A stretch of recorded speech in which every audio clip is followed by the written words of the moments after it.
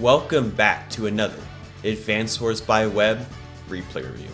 I don't know what happened. I think it was co-casting one of the sets in APC2 with Humida, but first, I have just been going on a heater in the Global League, just going on an absolute rampage, and I've actually broke the 1100 barrier. I am now 1107 as of this recording, but don't worry because I've got 6 or so ongoing games and I'm losing in all of them, so that elo is about to plummet right back down to earth. But you know what? I'm really proud of myself because my goal was to at least break 1100 before year end, and thus I have accomplished it. And I wanted to, this isn't the 1100 game, that one was actually quite boring. But this game was very exciting because this map, Monty Hear Me Out, always produces exciting games. And it was during this, this run I had, so I wanted to show it. And I tried some different strategies here, which I haven't seen a lot of, but I felt like are pretty good. First of all, the CO pick. So, well, before we get into that, I'm in the blue Pangies as per usual over here on the top right-hand side. And then my opponent, Sandog52, pretty cool name if I do say so myself, in the orange star, and Sandog52 is rated 1044 as of this recording, so certainly no slouch at all. But talking about the CO matchups, so Adder is tier 3 in this map because the cheap power is easy to get to start attacking these contested bases. Sideslip +1 movement, Sidewinder +2 movement, and then you get the extra stats for popping your power. No day-to-day abilities. But I was thinking about Adder in tier 3, I was thinking about Andy, but then I was like, wait a second, Rachel seems super good on this map. Because this map is small, it's really hard to redirect her missiles, and it just seems like she has a really great toolkit for it. So first of all, you got units repair 1 additional HP while on friendly cities, bases, or HQs. You still have to pay the extra repair costs, but I figured that's really worth it, you know? Like, you interrupt a cap or whatever, and or like get a tank shot on the base or whatever, it's 5-8, and then you bring your 5 all the way back. Or like, I'll show you an example actually of like trying to use this repair ability. But like, you go in, you go knock down to 5 or whatever, and you go back and you're healed back up to 8 next turn. And you could just heal a lot quicker, get right back in the action. Because a lot of this map, there's a lot of fighting around these contested bases, and sometimes in the middle as well. You got these pre-captured comm towers. So just a lot of brawling, and I figured, hey, you know, it'd be really useful to be able to retreat injured units, get them healed up a little bit quicker, and get them right back in the battle. Also, Rachel's normal power, Lucky Lass, is good in a pinch. Increases her luck damage from 0 to 10% to 0 to 30%. So very strong, especially against Andy when you need that little extra damage to finish off his units. But the superpower, I think, would make Rachel really shine on this map. Covering Fire launches 3 missiles, each that do 3 damage to all units within its 2 square radius. And 1 missile targets the greatest accumulation of foot soldier HP, 1 targets the greatest accumulation of total HP, and 1 targets the greatest accumulation of unit value. And there's just really, it's really hard to redirect the Rachel missiles on this map. You can maybe build an expensive unit out of your base or something like that, like a Neo tank, but this map is like decently low income, at least at the lower level it is, because everyone bum rushes the contested base. But I feel like Rachel's just super good on this map, so I decided to give Rachel a spin, and we'll get right into the game. First of all, to mitigate the player 1 advantage, I am required to capture those 2 factories right there. And then moves the black boat off the comm tower, and I saw this a lot from high level games, that they just instantly go for these 2 cities right here, and all low level players just bum rush the contested base. So I was like, okay, I'll go for those 2 city captures, just copy the pros on that one. And my opponent's kind of doing the same, builds the early tank. You start out with a lot of income at the very beginning of this game, so getting those tanks out early is super important because you don't want to let the opponents have the contested base. But here's something I haven't seen a pro do: bum rushing the comm tower. And if I get this comm tower, then I'll have a 20% firepower advantage. And this tank can rotate over here to this shoal tile, for example, pressure the comm tower. But then I would just reload the infantry into the black boat and then just scoot all the way back down here and unload and start pressuring the contested base as usual. But that won't really throw off the tank too much. But I was like, alright, I'm going to go for that comm tower gamble. Have to build some tanks to cover as well. because when I go by going for this, I'm not investing as much going for the contested bases. So gotta be careful. And my opponent is moving this guy over here. Decides not to use the black boat himself. I think just trying to bum rush the contested base, builds a tank back up. And it's good. We're gonna come down to, so I basically have the comm tower guaranteed because the tank decided to go this way. So I'm gonna have one less infantry over here, which means this is gonna be a losing fight. But I will have the comm tower, so I will have that firepower advantage and be able to like win equal engagements. But if I just get overwhelmed by unit count, then firepower is not going to matter as much. Okay, so starts the contested base there. Good move by my opponent right there. You got to make something happen. Another tank back up. And yeah, it is time to see whether or not this comm tower gambit will pay off. So I've got the comm towers. That 20% firepower, though, is huge. That means I can guarantee 2-shot infantry on the contested base, as well as guaranteed 2-shot a tank with 2 tanks on the contested base as well. Except during a power. Okay, but I go in with a tank interrupt. It's the only thing that could reach, knock this down to a 4. That was guaranteed to be a 4 because of the extra comm tower, so I'll take that and start this cap, unload this guy. I'm trying to just hold this base off as much as possible, kind of stall this attack out and use the firepower advantage and just keep brawling.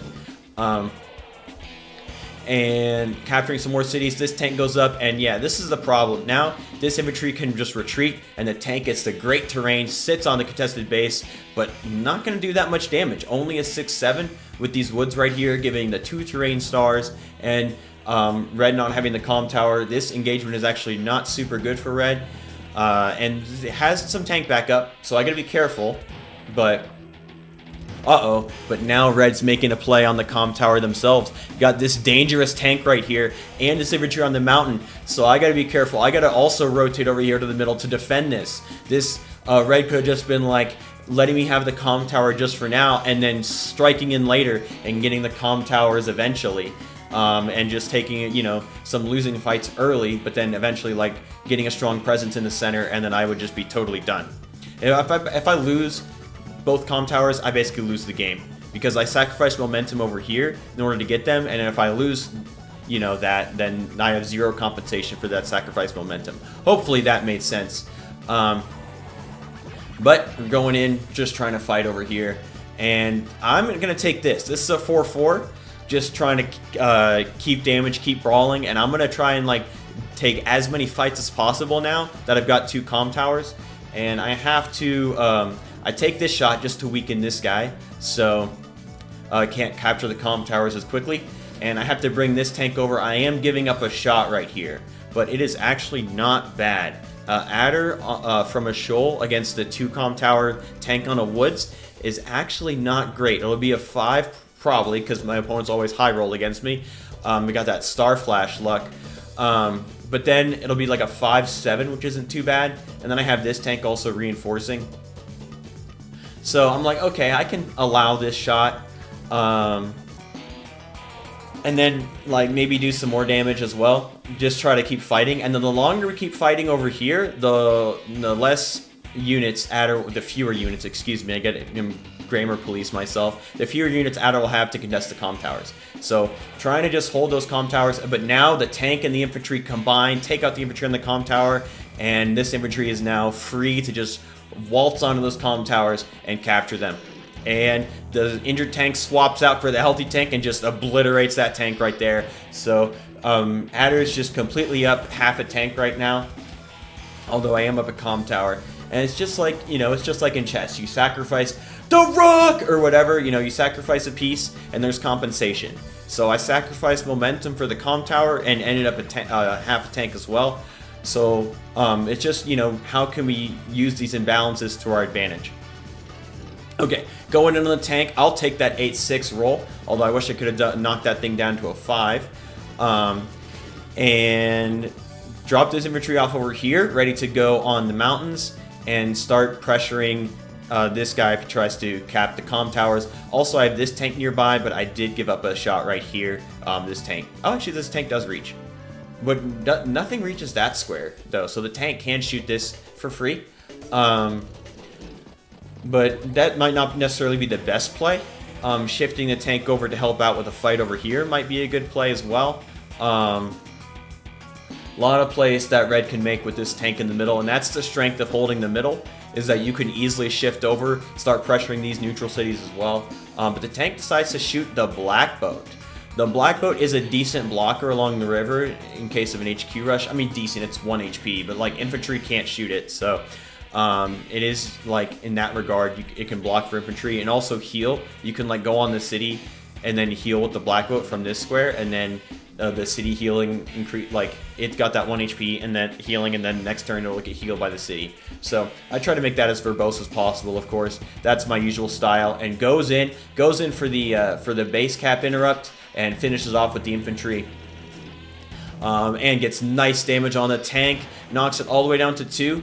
So right now Adder's got the tank advantage, and the side slip is online, so I gotta be careful about that. Now this tank, now that it did take out the black boat, is ready to shift over to this side as well, and we have a reinforcement tank, so Adder still has the tank advantage over here. Adder's reinforcements will get there at the same time this tank does, so Adder is definitely winning on this side. But what can I make happen? Trying to get this comm tower as well, and Adder cannot let this go through. 3 comm towers to 0, I mean, that's pretty much a game ender. 30% extra attack is like Grim level attack without the drawbacks. So definitely trying to greed that comm tower. Take out this infantry right here and get the good terrain for this shot. 9-4, I will take that roll. Thanks, extra firepower. And I also have this tank reinforcing, but this tank actually does not cover the base. 1, 2, 3, 4, 5, 6. It does not cover this square right here, actually. And also, this is, first of all, I take a shot to weaken that tank, able to finish off with the 2 HP tank. Move this tank to the city as well, and start some caps. And I put this tank over here to cover these 2. However, this is really bad positioning from me, and as you can see, even though I have crossed 1100, I am still not without air, and I still make some really dumb decisions. So first of all, this tank is covering nothing. It's not covering this 9 HP tank, nor is it covering this tank. You might think this tank is safe, right? These 2 infantry block this way, and then the tank has to go around this way, but it is not. 1, 2, 3, 4, 5, 6, 7, and then the tank will be able to hit it with a side slip, and I have no counter attack there. So that tank is just completely and utterly hanging. And this tank is also decently hanging. This tank can go in, strike from the woods right here. Maybe this weakened tank can strike, but I am covering like that square and this square and this square I am covering. So you could use the weakened tank as well to strike, or you could just bring that back to the HQ. Get healed, move the black boat to block, and give it an extra HP. A lot of options for red here to punish, and it is now their turn. Infantry goes over here, ready to pressure the mid-comm towers, which I gotta be careful of. And there's the side slip. Goes in, cannot quite get the tank there. This is actually a pretty tight roll. 17 to 20. So it depends on how much this tank had chipped. Obviously this was like still at the high end of 2 in order to survive, but I got lucky there, I feel like. This infantry goes in for the comm tower interrupt, could not let that comm tower go through, and this tank, instead of taking the free shot right here, decides to shift over and help out with the base attack. I really think the free shot right here is the play. Although, yeah, let's take a gander actually at the calc. Let's actually like do our due diligence here. That's what we do, right? We try to do our best. So from the woods during power, it's a 4-9, maybe 4-8 if I get lucky on the rolls, or it could be a 5-8 if Adder low rolls. That's still really good for Adder. And then this guy's threatening the comm tower. This guy's getting close. I'd have to interrupt a cap in order to get in range to stop a comm tower cap. I'd have to move this tank over as well, which would make me lose down here. So I really think Adder going in for this shot was the play. Just completely mispositioned that tank right there, and this one too. Can't even reinforce. However, the 9 HP goes right here, which is in tank range. I think the 9 HP needed to attack from here, and that way it is safe from this tank right here. So 9 HP attacks from here.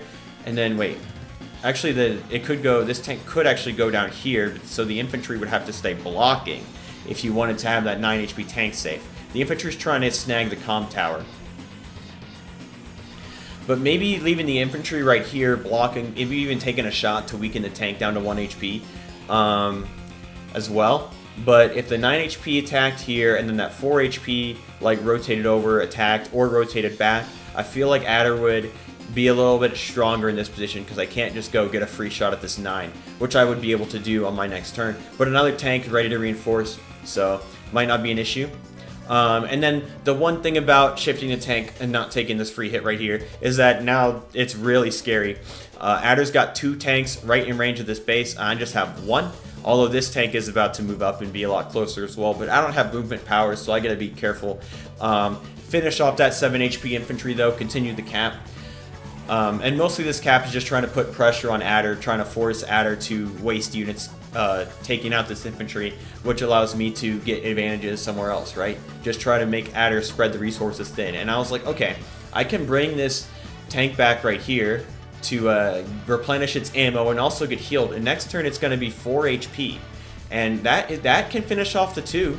You know, that's a lot better than 3 HP, and that's why I think Rachel's really strong. Again, this one, gonna be 5 HP next turn, can hit this 3 really hard. And because I was able to strike that 9 HP tank, I get it all the way down to 3, and now I'm winning this battle right now. Because I was able to get that shot. And, wait. I don't understand how it was, like, blocked last turn. But now this turn it can just, oh, because this square right here, yes. Because these woods blocked, so 1, 2, 3, 4, 5, 6, yes. So the infantry right here, I think, was the play, and using the 9 HP down here to attack. But now because, I think, in my humble opinion, I could be wrong, let me know in the comments if I'm just talking out of my ass, but I am able to shoot that tank right there, and now I'm pretty much winning this tank battle. This tank is too far, even with the power, it's not going to make it.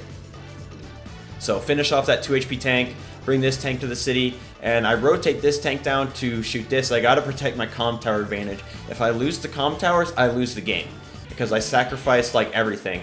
But covering fire almost online, but another side slip is gonna come before that happens. Okay, starting the comm tower right here, finishes off the infantry on the comm tower, not getting that, and gets a nice first strike.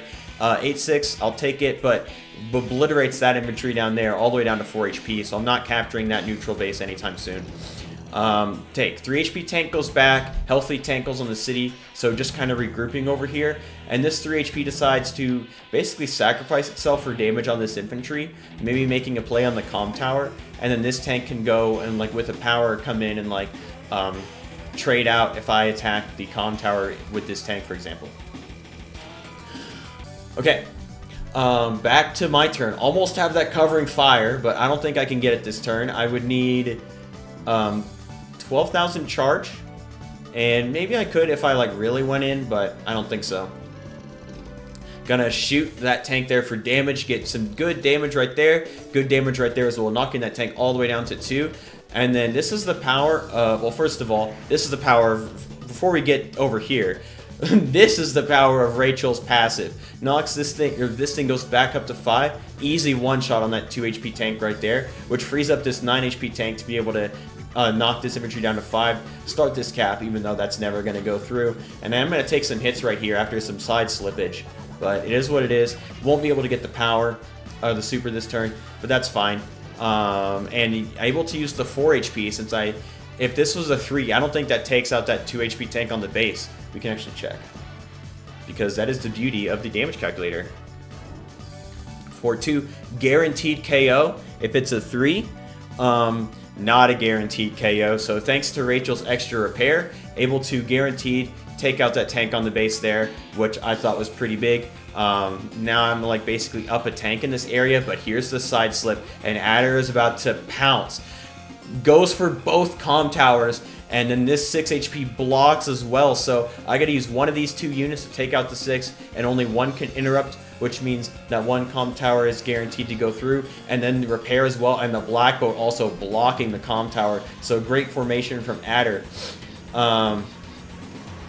And then goes in over here, takes out the infantry on the base, and then this tank ready to reinforce as well. So Adder's now got the tank advantage down here. I'm going to have to rotate this tank down or use this tank to interrupt in this middle. But this tank right now is just completely overloaded.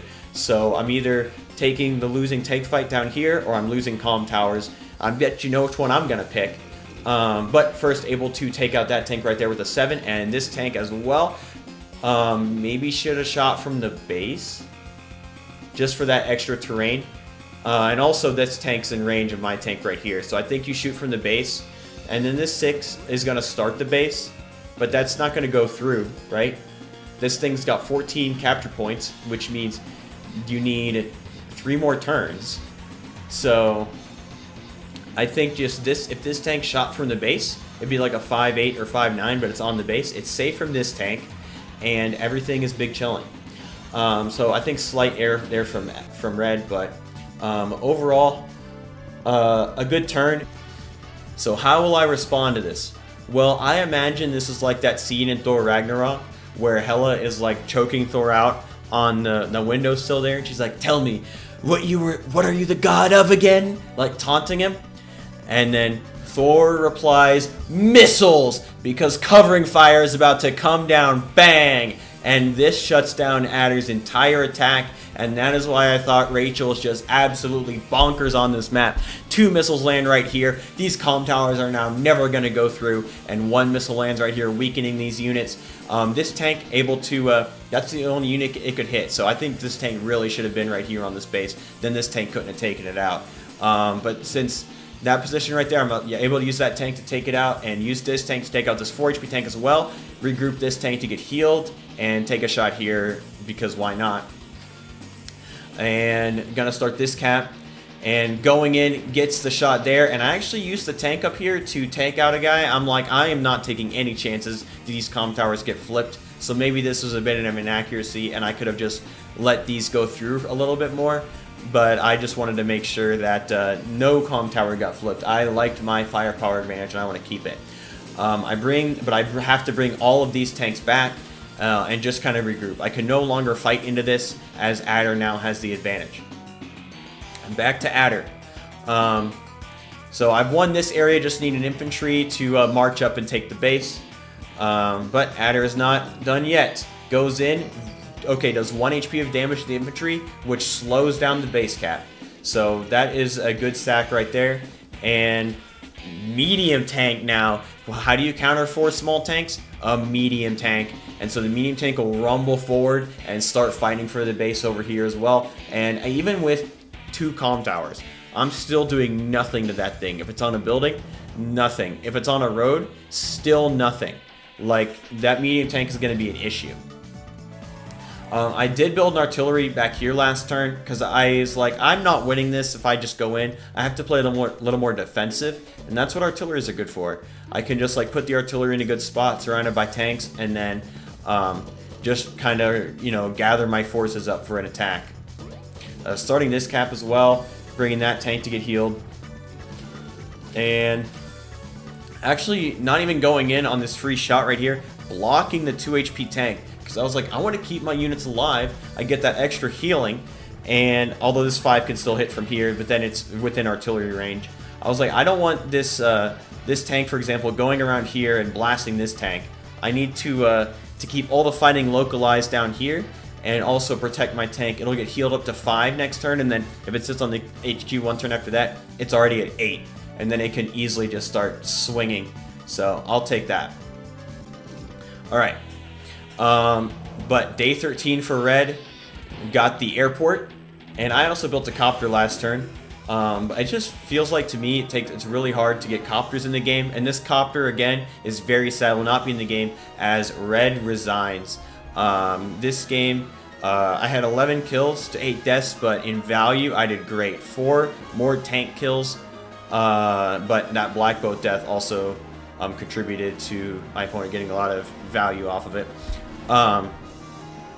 So with this artillery build, it's going to be really hard for this medium tank to kind of push in by itself. Even with this tank support, it's really hard to push in over here, and I can just keep locking this down, and eventually maybe get the base or the comm tower, and then same thing over here, just lock this down, build my forces back up, and use my 20% firepower advantage.